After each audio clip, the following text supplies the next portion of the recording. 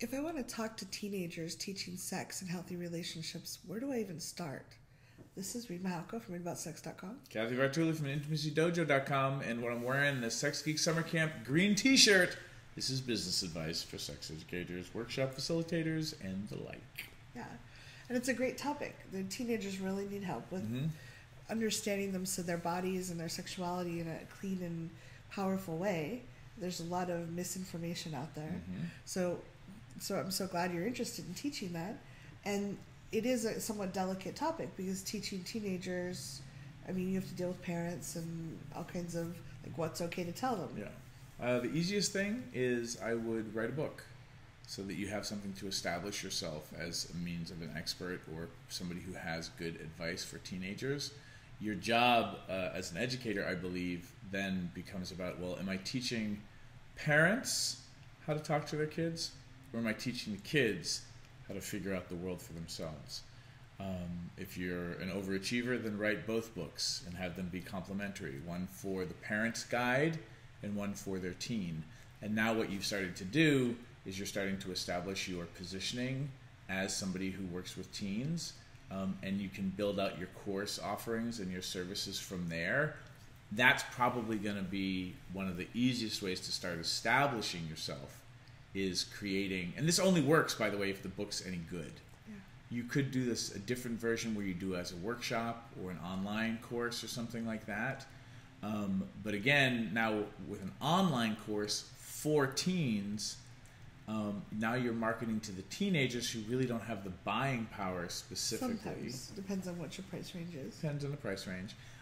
Or will be embarrassed to buy the course for their parents themselves. Might see it, or...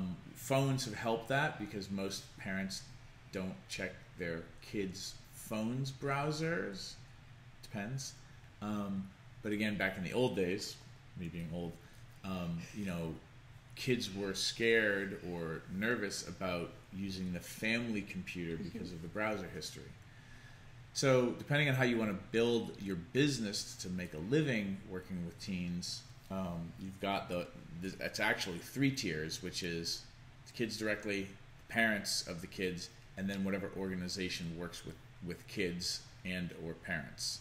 So, if you were teaching some sort of healthy relationship workshop and you got in good with the, YMCA, all of a sudden you might have access to teens or an after-school program or something like that. So again, you have to figure out who you want to work with, and then who's writing the checks, or what nonprofit you're trying to partner with.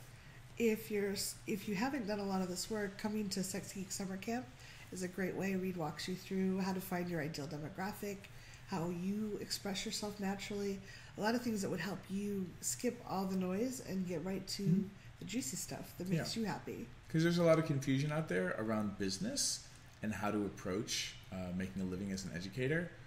And so one of the things that we try to do at camp is make a lot more sense, so there's less confusion and frustration. You're still going to have to put in all the work, but anything worth building often takes some effort and some sweat and some focus, but you also don't have to do it alone, because the other thing that we happen to have at camp is you get to make all your friends all the community at summer camp and not feel so alone.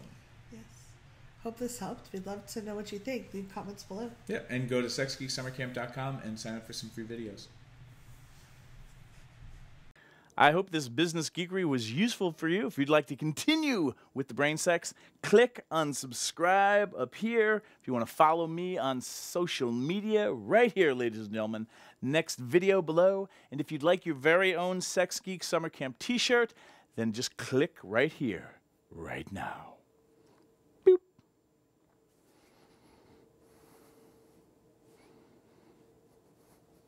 Go ahead.